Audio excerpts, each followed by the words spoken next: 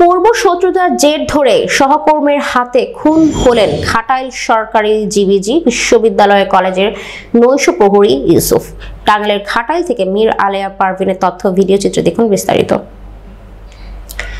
ঘাটাইল সরকারি জিবিজি বিশ্ববিদ্যালয় কলেজের নৈশ প্রহরী ইউসুফ হত্যার রহস্য উদ্ঘাটন হয়েছে। পুলিশ হেফাজতে থাকা কলেজের দুই নৈশ প্রহরীর থানা পুলিশের কাছে হত্যার দায় স্বীকার করে পরে টাঙ্গাইল আদালত নেওয়া হলে আসামিরা 164 ধারা মতে স্বীকারোক্তিমূলক জবানবন্দি দেন।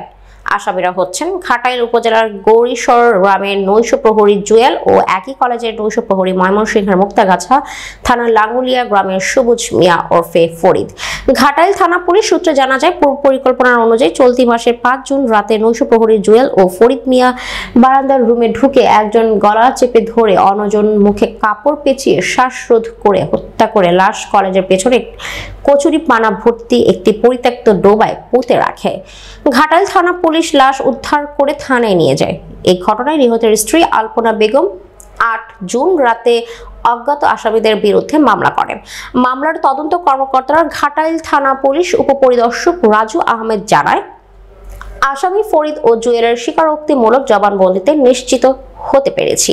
ইউসুফের বাড়ি কলেজের পাশে থাকায় সে সব সময় একটা স্থানীয় প্রভাব দেখাতো, তাতে অতিষ্ঠ হয়ে আসামিরা ভিকটিম ইউসুফকে হত্যা করেছে।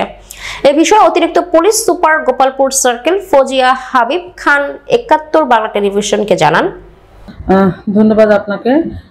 আপনারা জানেন যে গত 5 তারিখে 5/6/2025 তারিখে ভিকটিম ইউসুফ উনি নিখোঁজ থাকেন। এরপর হচ্ছে 8 তারিখে আমাদের ঘাটাইল থানায় এসে তার পরিবার একটি নিখোঁজ জিডি করে। সেই জিডির প্রেক্ষিতে আমরা তদন্ত কার্যক্রম শুরু করি এবং তদন্ত কার্যক্রমের এক পর্যায়ে আমরা 10 তারিখে হচ্ছে ওনার মরদেহ আমরা জিবিজি কলেজের পাশে যে পুকুরটা আছে, যে নর্দমা, সেখানে আমরা খুঁজে পাই।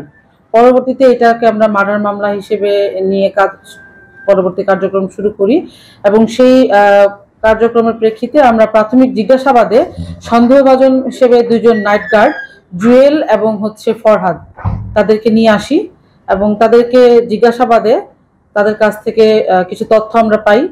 সেই তথ্যের প্রেক্ষিতে যখন আমরা পরবর্তী কার্যক্রম শুরু করি, দেখা যায় যে এই ঘটনার সাথে প্রকৃতপক্ষে এই 2 জন যে নৈশ প্রহরী ছিল ফরহাদ এবং জুয়েল, তারাই জড়িত এবং আমরা তখন তাদের সাথে আরো জিজ্ঞাসাবাদ শুরু করি।